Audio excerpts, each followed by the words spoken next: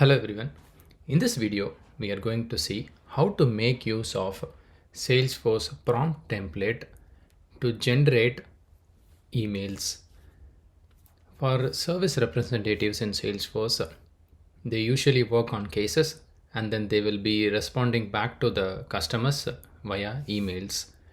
Let's say you wanted to make use of generative AI to produce the content with the relevant context sent to the generative AI so that it will generate a right email that can be sent to the end users.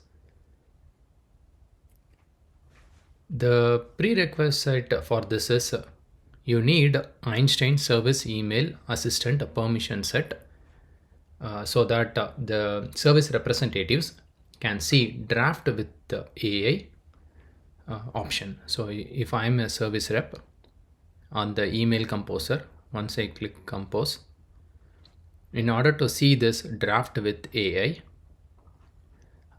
the user need Einstein Service Email Assistant user permission set. So make sure this permission set is available. If it is not available, then you should get the add-on SKU so that you will be able to assign this permission set.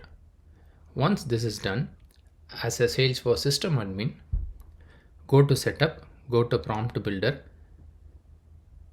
You can also find some pre-made email templates that are available. For example, if I click draft with AI, I will be able to see some standard prompt templates that are already available so that I can select so that it will generate the email. Let's say you are not comfortable with the standard ones, you wanted to add more context, then you can make use of custom prompt template. So service email is the template type when you create the prompt template for service emails. So you will be able to find multiple. These are all the standard ones. Okay. I created case email generation. It's a custom prompt template of type service email template type. Here I have given a role, what should be the task, customer context. For grounding, I am making use of Salesforce data library and some instructions and constraints. I have given this sample prompt template in my blog post. You can use this as a reference.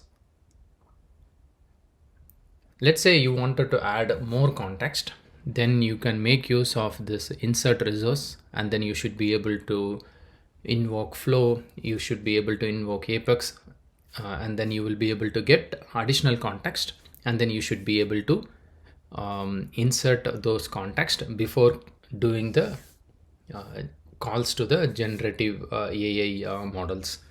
You will be also able to select the models so that you will be very comfortable in generating the content. If you are not happy with OpenAI GPT-4 Omni mini model, which comes as a default, you will be able to select other models also, which are available here.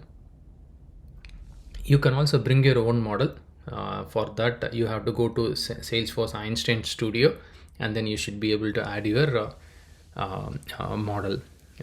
Please check what are all the supported models so that you can bring your own model into Salesforce. Now the customer is requesting for reject order, and let's see the description. They need help to reject the order. So now if I'm a service rep, I usually go here and then I generate the content. I will type the content and then I will send, but let's see how we can improve the productivity here. So here I'm going to select the case email generation custom prompt template.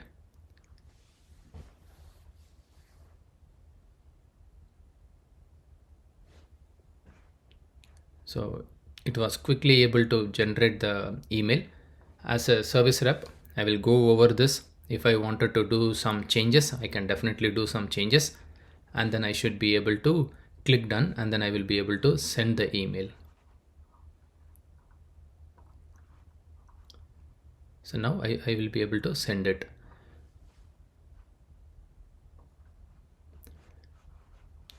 So this particular content, I was able to get it from the knowledge article through this Agentforce data library.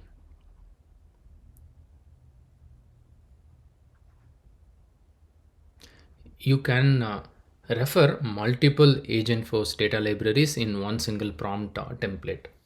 So if you have some file based content, if you have some web based retriever, then you will be able to refer multiple retrievers in this prompt template, and then you will be able to add additional context so that the emails getting generated are accurate and they are not getting hallucinated.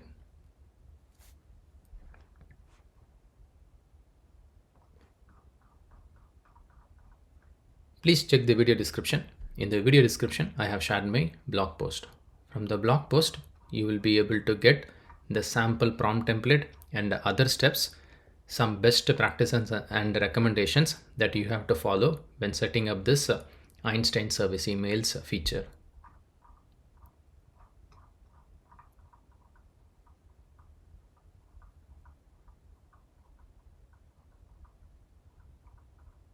I hope it was helpful.